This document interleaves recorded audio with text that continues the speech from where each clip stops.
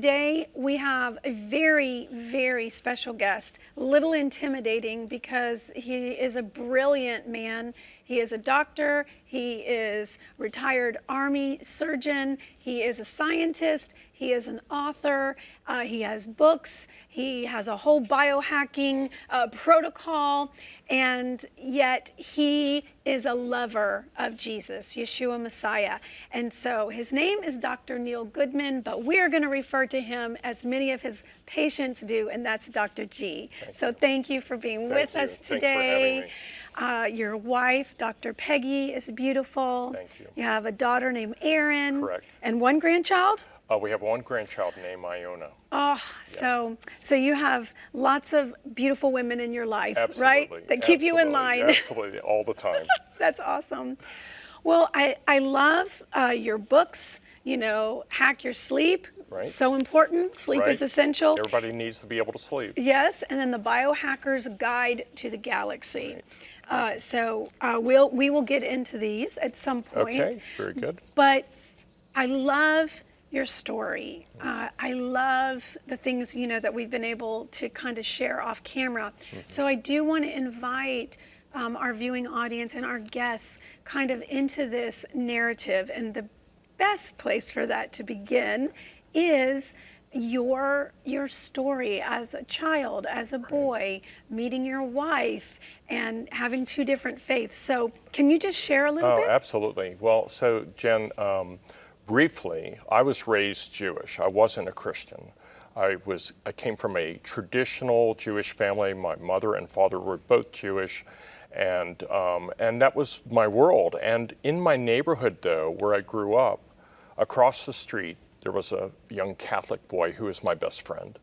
And there was one other Jewish family that was down the street, but most of the people in my neighborhood were Christians.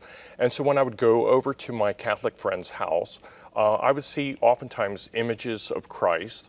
I would see Christ in the Sacred Heart, pictures and statuettes, and Jesus on the cross. And I really didn't have an understanding of that. And I would ask my parents, I said, you know, can you tell me something about Jesus? And they said, well, he's just a prophet, but we don't really believe in him.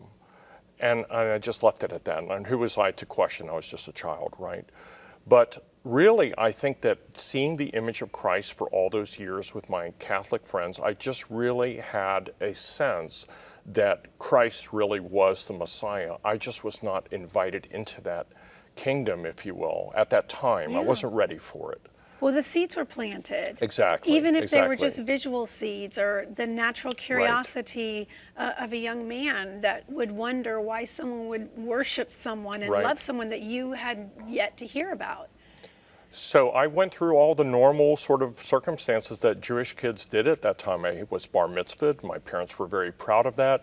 I would go to religious services and Hebrew school. I spoke Hebrew. Wow. I took 6 years, I think 6 years or more of Hebrew. I was almost fluent in it. I've forgotten a lot, but I still can read it.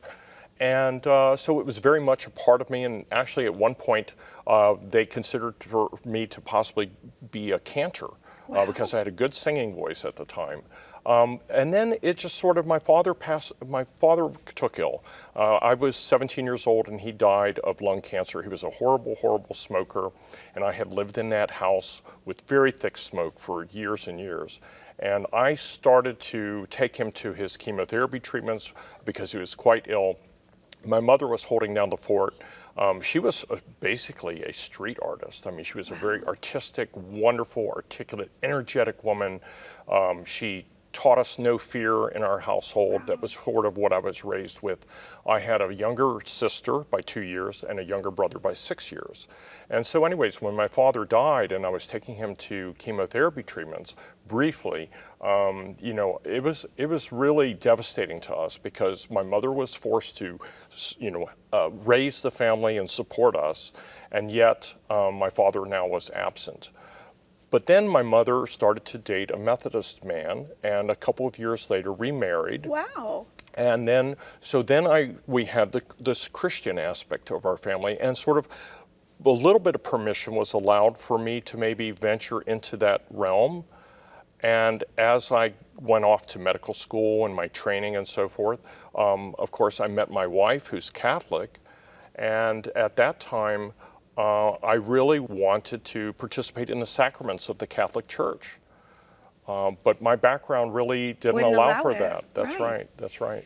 And so what at that point you have this desire, you want to do it, you are attracted to your wife's faith, Right. and yet there's a conflict. So how did God help resolve that for you? Well, it was a very interesting set of circumstances. Well, first, I need to say that when we first married, I had just finished medical school, and my father's side of the family was not really too keen on me dating and possibly marrying a Catholic girl.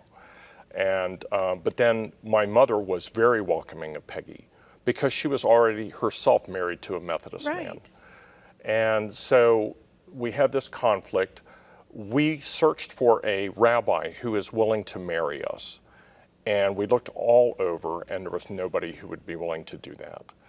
So we were in school at the time, in medical school, and when we finished medical school, we sought out a local Catholic priest, a Jesuit priest, who was willing to marry us in a Jewish ceremony. That's fascinating. I mean, in a Catholic church, we essentially had a Jewish ceremony with a Jewish canopy, and all the prayers were done in Hebrew, including on my wife's behalf. She said her prayers in Hebrew, and I did mine as well. Wow.